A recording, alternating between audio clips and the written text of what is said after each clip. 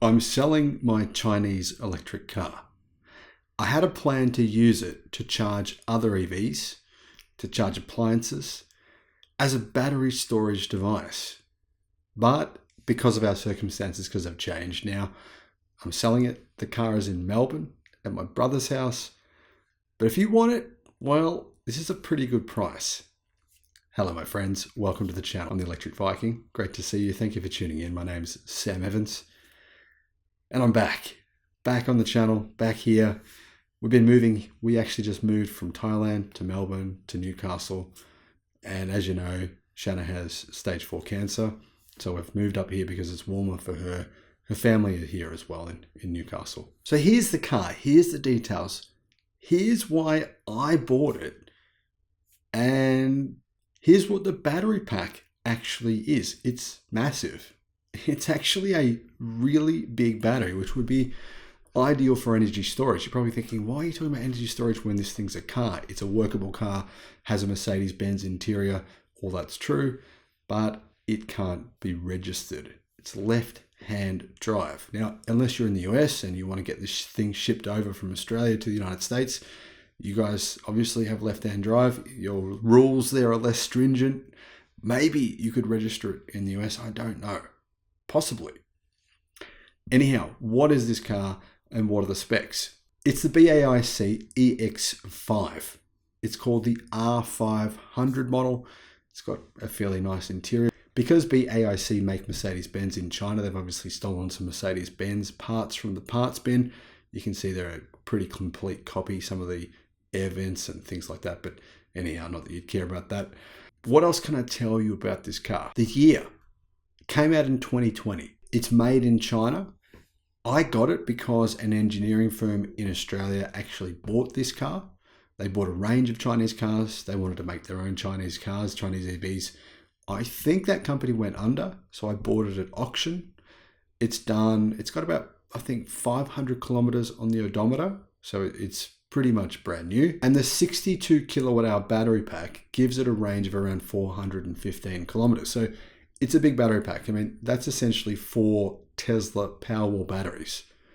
Big difference though between this battery, of course, and a Tesla Powerwall. Obviously a Tesla Powerwall is set up to be a home energy storage system. You get someone to install it, which costs a bit of money, but it's set up perfectly for that purpose. But my plan was, because this car has bi-directional charging, was to actually use it, basically use solar panels to charge the battery pack during the day, then charge my EV at nighttime with bi-directional charging, meaning, you're not wasting solar when your car isn't at home. I think it works really well for that purpose, but it makes sense if you're not parked at home. If you're parked at home all day with your electric car, you're going to use your own car to just basically get energy from the sun. If you're not though, this would actually save you a lot of money in the long run. The battery pack itself is not a lithium iron phosphate pack. It's a standard lithium ternary pack, nickel, cobalt, etc. It's basically the normal battery you see in most cars worldwide. Obviously, lithium ion is probably a bit better it is a bit better for energy storage purposes. But there are a lot of storage batteries, even original Tesla storage batteries, such as the Hornsdale big battery, that were originally this type of chemistry. The battery pack, 62 kilowatt hours, weighs 450 kilos, that's 992 pounds. It has V to V capability and V to L capability, so vehicle to load and vehicle to vehicle.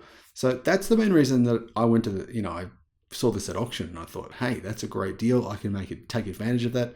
Now, because we're renting here, because of the situation that we're obviously in, things have changed, so I can't use the car in the same way that I would have. Now, if you are thinking, hey, maybe I'll use this as an EV, maybe I can convert it to right-hand drive or ship it somewhere else, I don't know. Here's the details on the power. It's got 160 kilowatts, so about the same power as the BYD Atto 3, about the same battery pack size as well, by the way. That's 215 horsepower.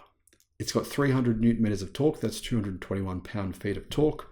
Top speed is 160 kilometers an hour, or 100 miles per hour. Now, I have driven it illegally on the roads here in Australia. Shh, don't tell anyone. And it does drive actually surprisingly well. I was amazed by how well it drove. In fact, I thought it drove better than the BYD Atto 3 that I owned as well. Speaking of the BYD 803, it's a remarkably similar size, very, very similar in size. It's 4,480 mil long, that's 176 inches, 1,837 millimeters wide, that's 72.3 inches, and 1,673 millimeters high, that is 65.8 inches in height.